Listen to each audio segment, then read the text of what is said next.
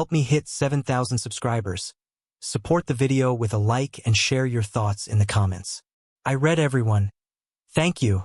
My name is Alden, and I've always been the kind of man who prefers quiet corners over crowded rooms. My wife, Marielle, is the opposite: warm, social, effortlessly charming. When she walks into a room, conversations brighten. When I walk into a room, I look for an exit. Somehow, years ago, the contrast felt romantic. Lately, it just felt like a warning I ignored. The annual winter office party was held at a hotel ballroom downtown. Marielle worked in marketing for a mid-sized tech firm, and she insisted I come this year because it'll look good if spouses show up. I didn't want to look good. I wanted to stay home. But she gave me one of her shimmering smiles and said, "Please, Alden, just this once." So I put on a suit I hadn't worn since my cousin's wedding and followed her into the glow of music, glassware, and too loud laughter. I sensed it early. Something was off. Marielle wasn't clinging to my arm the way she usually did at company events. She drifted ahead, fixing her hair, adjusting her dress, checking her phone. I chalked it up to party anxiety. I didn't realize it was something else entirely. We entered the main hall, and a group of her coworkers called her over. Among them was a man I had never seen before. Tall, handsome, perfectly styled, the kind of confidence you can smell from across the room.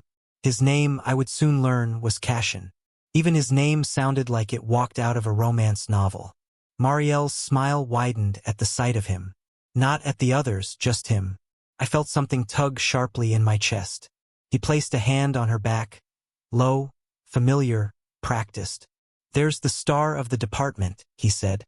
His voice was smooth, playful, too comfortable for someone who supposedly barely knew my wife.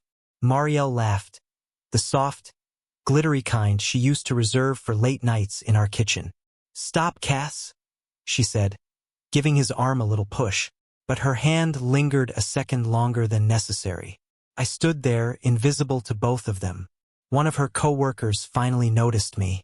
"Oh, Marielle, is this your husband?" She startled slightly, as if she had forgotten I came with her. "Yes, this is Alden," she said, brushing her hair behind her ear. "He's quiet." Quiet. The word landed like a dull blade. She'd used it before, but tonight, surrounded by people who already looked at me like I didn't fit the room, it felt like a dismissal. Cashin stepped forward and shook my hand with a grin that felt like he was evaluating me. "Good to meet you, man. Marielle talks about you." "Does she?" I asked. He hesitated. Just a split second. "But enough." Marielle cut in quickly. "Don't be weird, Alden. He's just being friendly."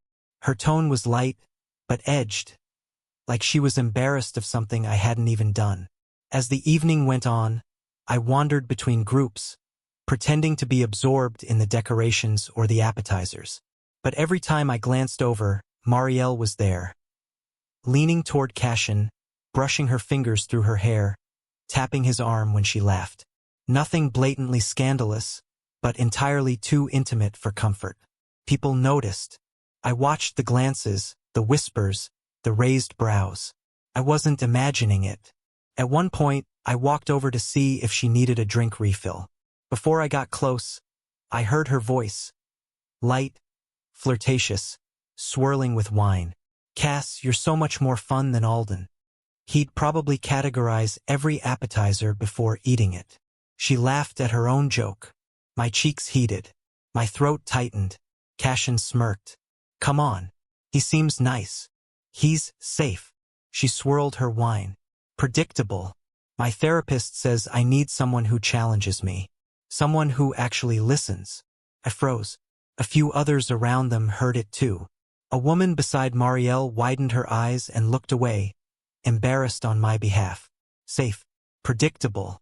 Someone who doesn't listen. That was how she described me. A moment later, she finally noticed me. "Oh, Alden, I didn't see you there." The group fell silent. People shifted. Some cleared their throats. Cashin looked at the floor. I managed a calm smile.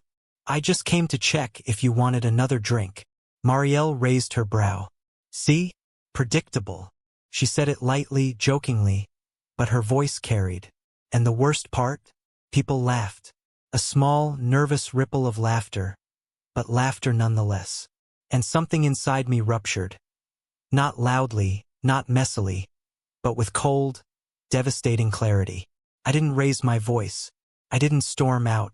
I didn't make a scene. Instead, I simply stared at her, long enough for the laughter to die.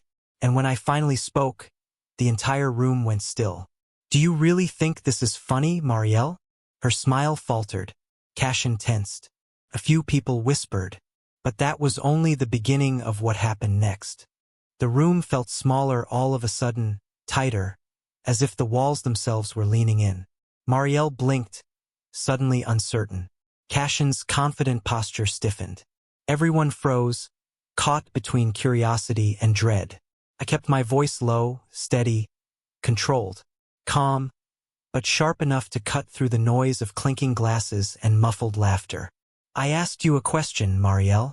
Her lips parted, a laugh ready on the tip of her tongue, but it died before it could escape. The words she had tossed casually. My predictability, my quietness, my supposed safety, hung in the air now like lead. I stepped closer, just a few inches, not threatening, but uncomfortably close. I could see the shimmer of her lipstick, the faint perfume she'd chosen tonight. Every detail she had used to entice, to charm, was now being measured by a quiet, terrifying gaze. Cashin shifted, his hand brushing her back instinctively, like he still thought he could assert dominance in my absence. But he didn't speak. The audacity of flirting, of public mockery, suddenly felt absurd under the weight of the room's attention. I said nothing more for a few seconds. Let the tension build. Let them feel the gravity of what had just occurred. And then I spoke again, deliberately, slowly. "Do you even hear yourself, Marielle? You insult me in front of your coworkers, flaunt someone else, and then expect me to smile and shrug." Her hands fluttered nervously. "Alden, it was just," I held up a hand. Silence. Every eye in the room was on us. Some whispered. Others simply watched, sensing that something irreversible had just begun. "I've tolerated a lot," I said. "Your dismissive looks, your comments, your little jokes at my expense. I've smiled when it hurt, stayed quiet when I wanted to speak. But there's a limit. And tonight you crossed it." Marielle's blush deepened. Cashin's jaw tightened. The guests had stopped moving. The laughter had vanished. The music seemed distant, muffled, irrelevant. I didn't raise my voice. I didn't yell. I didn't throw wine. I just looked at her. And in that moment, something shifted. "I am done being invisible." Her eyes widened, the first true fear flashing in them. I had never seen her like that. Not surprised, not hurt, not angry, but afraid. And not just afraid of me.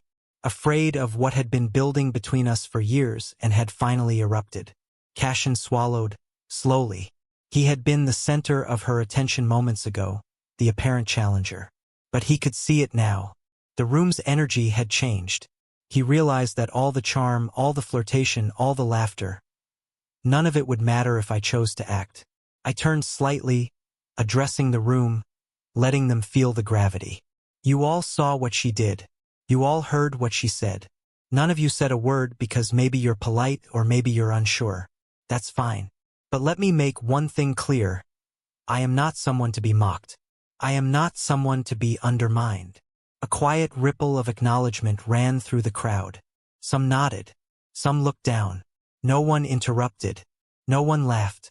Then I faced her again, Marielle, whose confidence had been my favorite part of her. And now, my greatest source of pain. "I loved you," I said softly, almost tenderly. "But love isn't enough when respect is gone, when loyalty is discarded. When your words and actions show me I'm nothing more than a punchline in your story." She swallowed hard. The laughter, the flirting, the tiny smile she had given Cashin, all gone. She looked small, human, fragile in a way she had never let me see before. "You wanted attention. You wanted him to feel the thrill I gave you once. You wanted an audience," I said.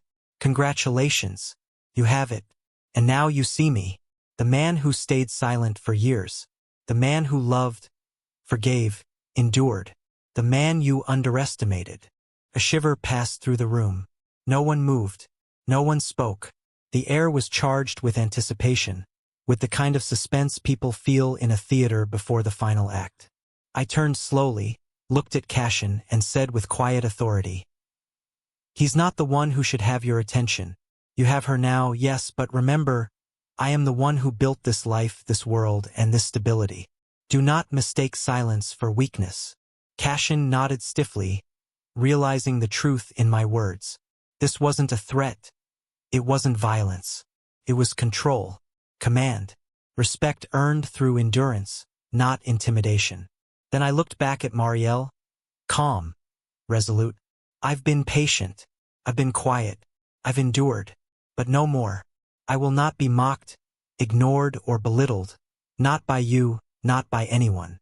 I suggest you choose your next words carefully." The room seemed to breathe collectively.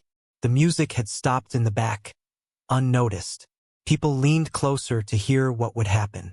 Marielle's lips quivered, her eyes darting, realizing that the game she had thought she controlled was gone. And then, finally, she said nothing. The silence stretched, thick, tense. And in that silence, everyone understood. My patience, my quietness, my predictability, they were gone now. What remained was something else entirely. Something terrifying. Something powerful. And in that moment, no one laughed. No one whispered. Everyone froze. Because for the first time, they saw me not as Alden, the quiet husband, but Alden, the storm they had never expected.